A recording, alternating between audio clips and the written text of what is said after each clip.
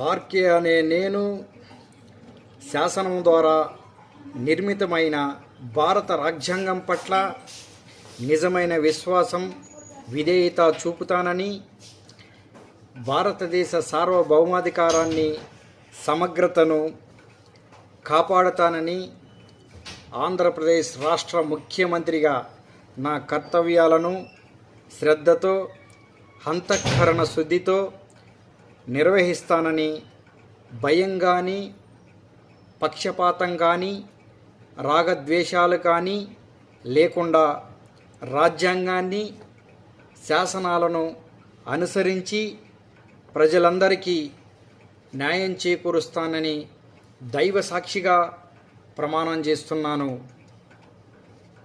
మీ RK.